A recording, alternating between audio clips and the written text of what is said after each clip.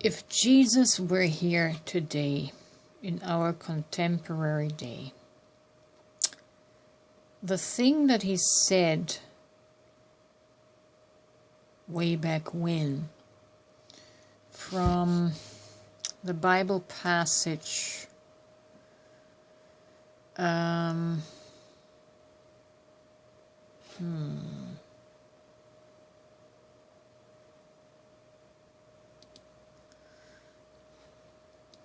think it's in Mark 7:8. And it says there, "You leave the commandment of God and hold to the tradition of men." How could this be applied in our contemporary sense? Because I think we need to expand in our consciousness. And the way I would like to apply it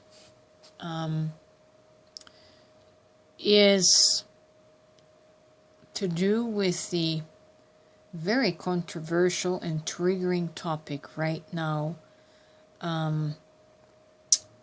that I was watching from on the YouTube channel. I think it's called The Unacceptable Fringe.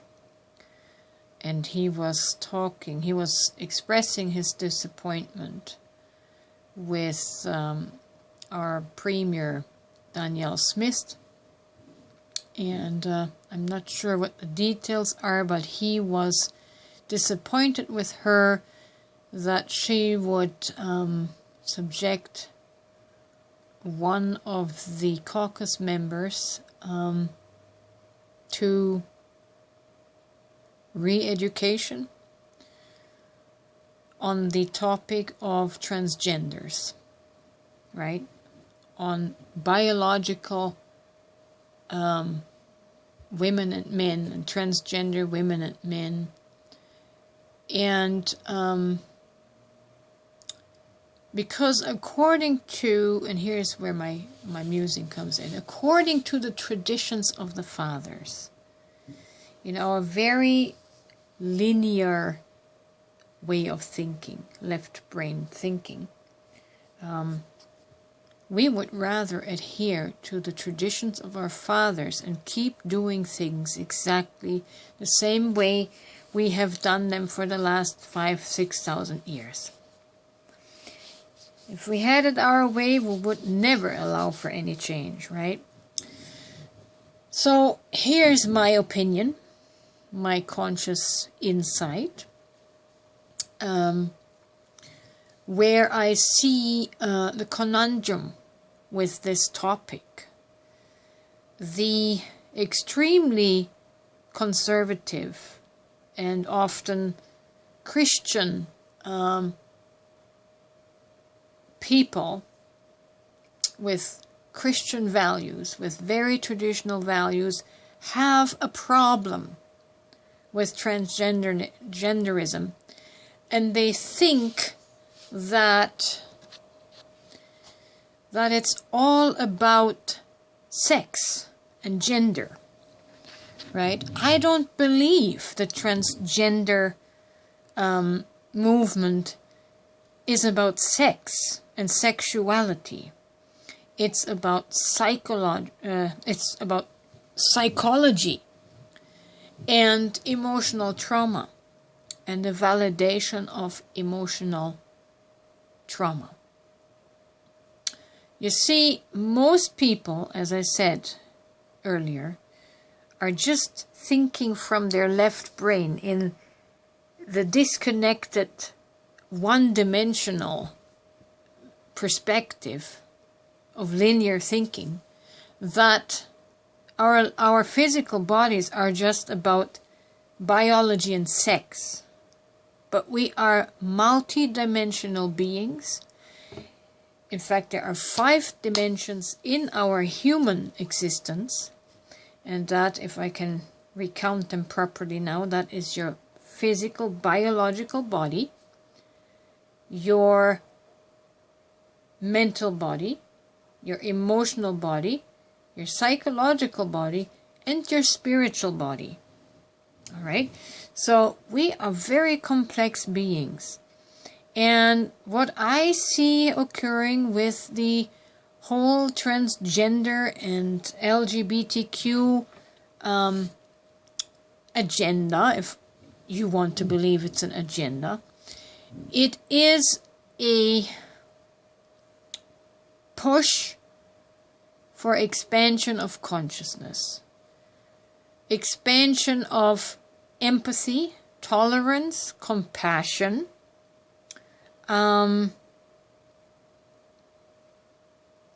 because with transgenderism, it really is more about the soul identity. The soul is not a gendered thing. The soul is our spiritual essence. And sometimes our soul is not in agreement with the body that we were born in. Right?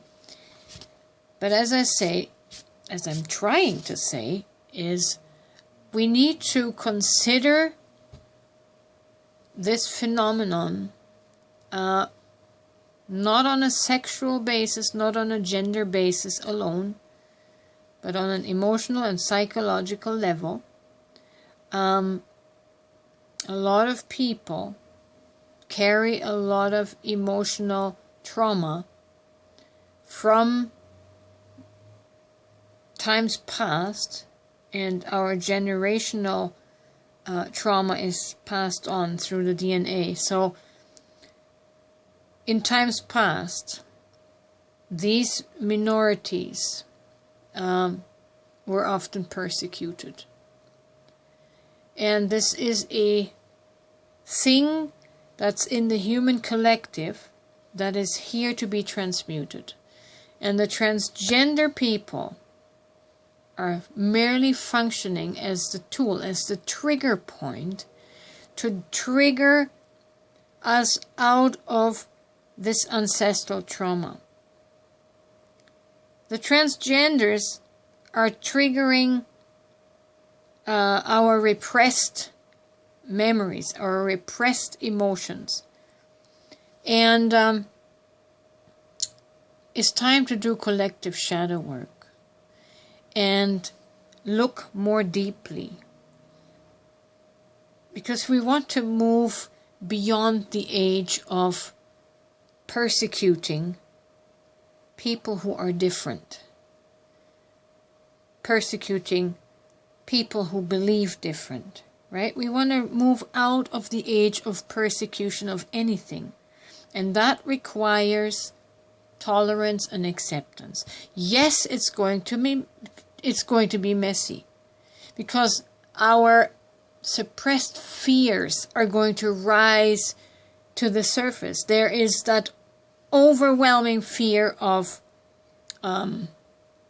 sexual perversion, the overwhelming fear that these people are going to be predators for our children. The one complaint is that our children are exposed to this, what is the word here? Deviance, so-called deviance, right? And it worries the traditional mindset. It worries parents. But the reason children need to be exposed to this, not to pervert them, but to educate them into a tolerant consciousness. Because our children should not continue in the traditions of our fathers to persecute and judge and discriminate against those who live differently. So that's the reason why it's introduced to the children, because children are open-minded. They are sponges. They absorb anything that we feed them, any information that is in the environment. We were quite okay with indoctrinating generations of children into the blood sacrifice of the Christian religion, which also is horrendous. It's horrific psychological abuse. But children, because they are not autonomous, because they are under the tutorship of guardians, and we decide what they become, yeah, that's a strong tradition, and we don't want to break with tradition because it worked for us. But the bigotry doesn't work anymore. We need to shift, and for humanity to shift, the younger generation has to shift, and the younger generation has to be introduced to new concepts, right? This is new for all of us. Yes, it's scary, but we must change. And this is going to bring a great change from the old tradition to the new. You might ask, well, what does that have to do with the commandment of God?